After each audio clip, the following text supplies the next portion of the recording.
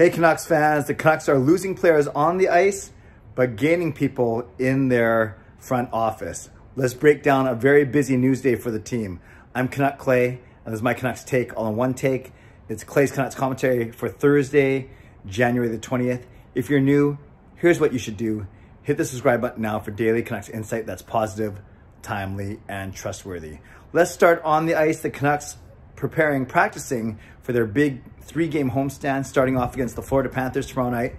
And they're already without Bo Horvat. They're already without Connor Garland. They're already without Jaroslav Halak.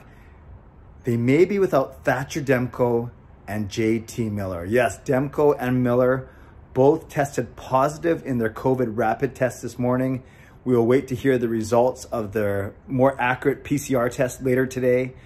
But there's a good chance that we'll be missing our all-star goaltender and our leading scorer. Already missing Horvat and Garland, like I said. And it's not like we're playing against some schmuck team. We are playing against one of the best teams in the entire league in the Florida Panthers. So all we can do is wait, and you can argue whether or not they should even be testing asymptomatic players, but these are the rules as they are right now. So the Canucks have to prepare for a life without Demko and Miller tomorrow night and maybe for the next few games. So this is how they practice today. You had your top line of Horvat with, Pettersson, Besser, and Höglander. So Podkolzin comes off, Besser goes on. So Pettersson, Höglander, and Besser. Then you had Mott, Lammikko, and Highmore staying together. Of course, you can't break those guys up. You had Dickinson and Pearson and Chason. I guess that becomes your second line.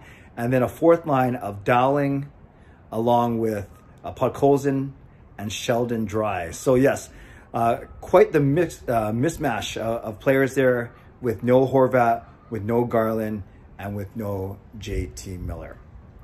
So we'll see how the Canucks line up tomorrow. We'll find out more about test results, confirmed test results for both Miller and Demko. But yeah, the forwards, obviously you could be missing 3 of your top 6 in Miller, Horvat, Garland. You're already missing your backup goaltender, and now you could be missing your starting goaltender. So what does that mean in net?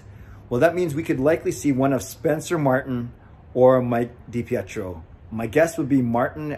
Martin was the first guy up on the taxi squad as opposed to DiPietro.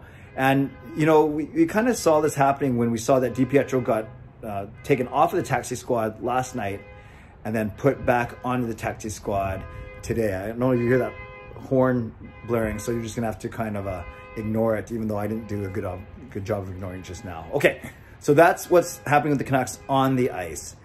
Off the ice, they made a big hire, a very good hire in my opinion, and they hired Rachel Doerrie to be part of their analytics group. It's kind of like a beat there, there's a rhythm to it, but I'm not going to start rapping, don't worry. So Rachel Doerrie did some work in the New Jersey Devils organization in their analytics group, and then most recently has been part of the Staff and Graph podcast, an analytics-based podcast. And now she joins the Vancouver Canucks, joining a group that includes already Ryan Beach and others in their analytics. I believe this hire is being universally praised throughout the hockey world. I know a lot of people, analytics or not, we're really big fans of Rachel. And I think this is, from what I know of her, I've heard her speak, I've read some of her stuff. I'm certainly excited for this hire as well. And not just because she's a female, no, but I think that's a really nice part of the story too, is obviously we've heard stories of the Canucks wanting to add more females into their front office, and this is a good start. So Rachel Doerrie, with her analytics background, joins the analytics department for the Vancouver Canucks, and she's already sent out a nice tweet saying she likes the city, likes the fans, likes the organization, the people in the organization. So I think this is a really good hire, and this comes amidst a week where we're hearing that Jim Rutherford is narrowing down his GM search as well. Guys like Patrick Alvin, guys like Scott Mellanby, and I didn't mean to say guys, I meant people like, considering I just talked about Rachel Doerrie being a female, but you guys know what I mean. People like Patrick Alvin, people like Scott Mellanby, and we're going to see what happens as they continue to build out their front office. So on the ice, could be missing Miller and Demko going forward. Off the ice, adding Rachel Doerrie to the analytics department. So a big day, Canucks fans. Let me know in the comments below your thoughts on either situation, on the prospect of losing 2 of our top players, but also the prospect of hiring someone really strong to build our analytics department up a little bit. And it's something obviously that Jim Rutherford believes in quite a bit. All right, Canucks fans, leave a comment below and let me know your thoughts on either of the two, the storylines that we just talked about.